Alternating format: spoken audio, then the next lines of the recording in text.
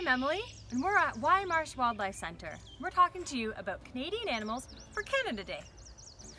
Canada has 12 different species of turtles, and in Ontario, we can see all 8 of the freshwater species. The most widespread turtle that goes from coast to coast is the painted turtle. And in this region, you're most likely to see the Midland painted turtle. Now, Midland painted turtles have a really dark shell. They get to about 13 centimeters in diameter, and they have these beautiful colors of oranges and yellows, almost as if it's painted all over their bodies. These guys are omnivores, so it means they like to eat plants and other things such as worms and insects. When you're out looking around, these guys, they are very social, so you'll see them in groups. They like to bask together on logs or on rocks, and they even will climb on top of each other to get the closest to the sun, creating a turtle tower. Hi everybody, I'm Tom Goldsmith. This is Odin. We're here at the Wye Marsh Wildlife Centre. I'm asked to speak about a Canadian animal. This is the classic Canadian raptor. This is a snowy owl. He nests above the tree line, but does come south every year in the winter months to, for birders to go crazy about. One of the neat things you can tell about them, the males are always snow white. The females, however, have lots of speckling on them, and so do young birds. But this guy here, because he's mostly white, is a nice mature male. He's always a little smaller than the females too, like all other raptors.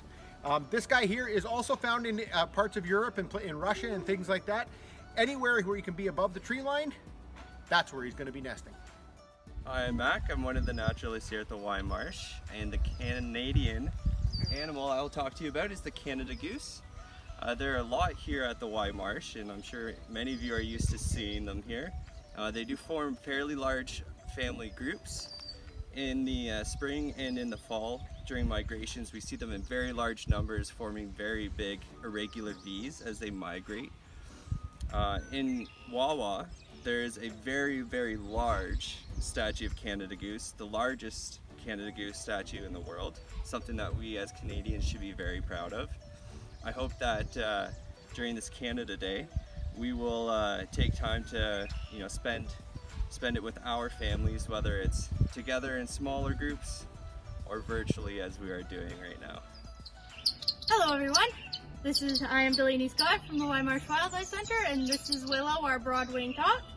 Broad-Winged Hawks are a very migratory species. They are found everywhere around here. They're very recognizable by their high-pitched calls. Willow here is a broadwing. She is a female broadwing that came to us due to some wing injuries. These guys are kind of like the vacation birds. They will come back in the summertime when it's nice and warm, but when it comes to the wintertime, they migrate where it's warmer.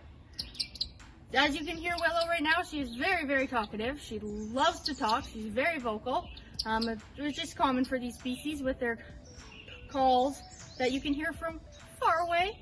They are very known for their broad-winged because of their broad wings.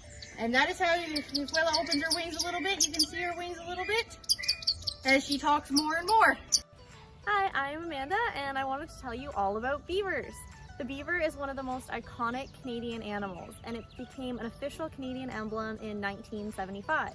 They can grow up to almost 1 meter long and 30 kilograms in weight. So beavers are known for their building, and it's super important to wetlands. Beavers create wetlands and ponds full of biodiversity for all kinds of species. So they will dam a river and flood a low-lying area, and then they'll create a pond like this one, and it's a home for fish and birds, turtles, frogs, and all kinds of other species. They'll then build their lodge to live in inside the pond as well. So beavers have iron in their teeth, and that gives them the strength, and it also gives them that orange coloring. Beavers need those strong teeth to gnaw down the timber for all of their building. They also have a really powerful tail that they slap the water with to communicate with their families, and they'll also use it as a rudder while swimming. They spend a lot of their time in the water, so that's super important that they are excellent swimmers.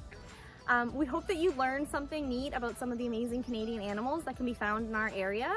We hope that you're able to get outdoors and enjoy our beautiful country. So happy Canada Day from all of us at Wye Marsh.